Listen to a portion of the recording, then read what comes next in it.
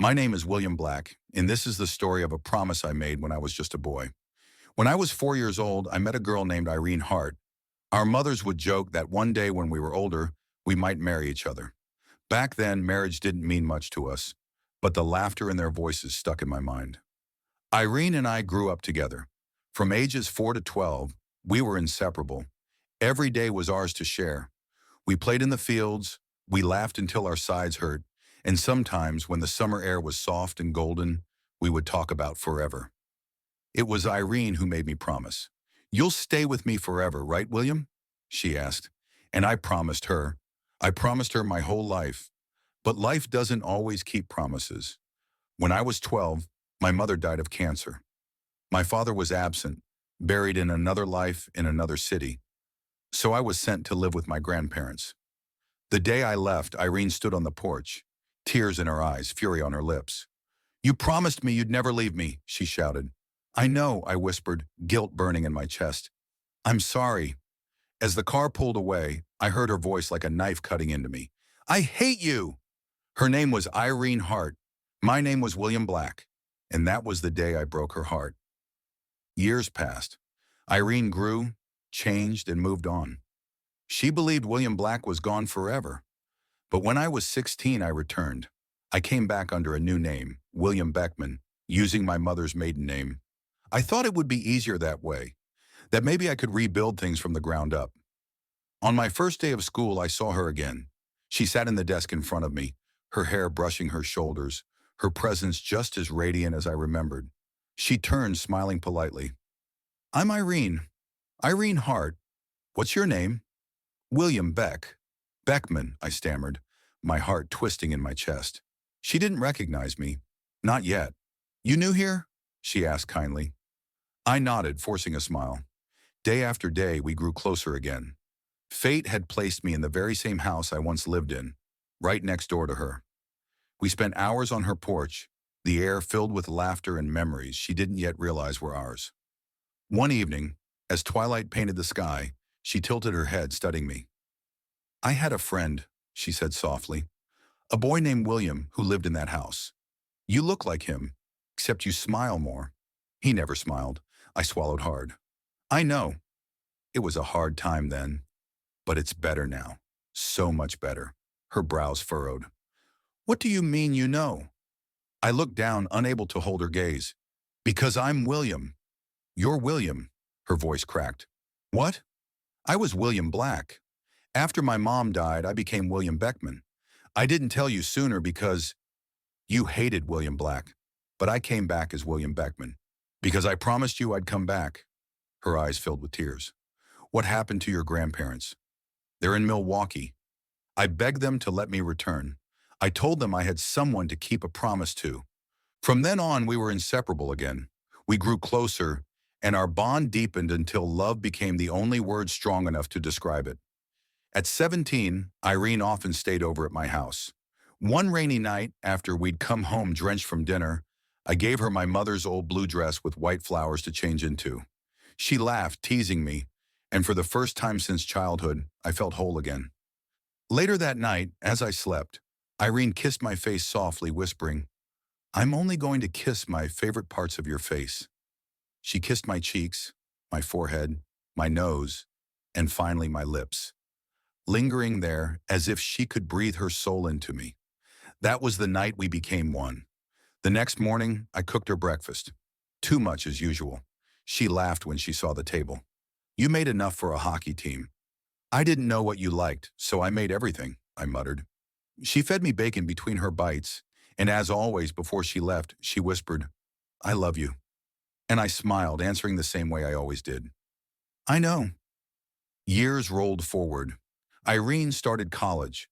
I worked at a diner to support myself. We saw each other less, but the promise we had was still alive in every call, every letter, every stolen weekend. One week when Irene couldn't see me because of finals, she went to my apartment to water the plants I kept, a cactus and a pot of hydrangeas. The cactus was fine, of course, but the hydrangeas were wilting despite her care. "Why do you keep dying?" she whispered to them. When I came home, she admitted guiltily, "I think I killed your flowers." I laughed. "I know." You water them too much. That's why I buy new ones every week at the flower shop downstairs.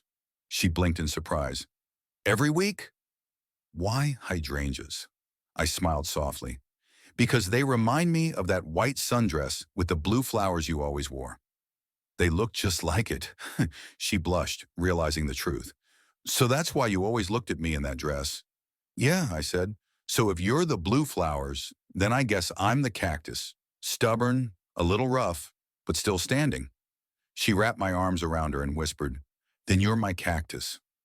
Not long after, my father passed away in his sleep. I didn't tell Irene right away because she seemed so happy, and I didn't want to weigh her down. When I finally did, she scolded me. Don't hide from me, William. Next time, just tell me. I nodded. Okay. His death left me with an inheritance of $2.5 million. When Irene asked what I would do with it, I smiled. Probably marry you. Her eyes widened. Wait, what did you just say? I dropped to one knee. Will you marry me, Irene Hart? Through tears and laughter, she whispered, yes. But happiness rarely lasts unbroken. A friend of Irene's named Emily had always envied her. She had wanted me for herself, though she would never admit it. Out of jealousy, she planted lies like thorns in Irene's heart. Fake texts, staged photos, poisonous whispers. Are you sure he's not seeing someone else? He works late. He has money now. Men like that get bored. At first, Irene brushed it off, but the lies grew, twisting her trust until doubt consumed her. One night she confronted me, tears staining her cheeks. Why, William? Why would you do this to me? I didn't, I pleaded. I would never. Don't lie to me. I can't do this anymore. I want to be alone. I looked at her, my heart shattering. If that's what you want, I won't fight you. I left her everything, the house, the money, and I disappeared. But even apart, I couldn't stop loving her. I couldn't stop keeping my promise. So every week I had flowers delivered to her door. Not roses, but hydrangeas. The flowers she once told me were her favorite, the flowers that reminded me of her sundress in the summer days we thought would never end. I made sure they came like clockwork, every week, no matter where I was. Her grandmother Mary never asked where they came from. She only said gently, maybe someone still loves you. Years later, Emily lay dying. Racked with guilt, she confessed everything to Irene. The forged texts, the fake rumors, the cruel lies. Irene's world collapsed. She tried to find me, but no one knew where I had gone. Soon after, fate struck again. Irene was diagnosed with a rare heart defect. Without a transplant, she would die. Mary reached out to me, and I returned immediately. When I learned she needed a heart, I didn't hesitate. My promise wasn't finished. I signed the papers. I gave her mine. The surgery was a success. Irene survived. The doctors told her, it's incredible. The donor was a perfect match. Who was it? She asked. Someone very close to you, they replied softly. Mary handed her a letter. My letter, it read. I told you I'd always be with you. Even now, I'm still here. I love you. Every hydrangea, every promise, every breath, I gave them all to you. Years later, after Mary passed away, Irene found the letter again among her things. She broke down sobbing, the weight of my love crashing over her once more. Because I had kept my promise. Even in death, I was still with her. Always.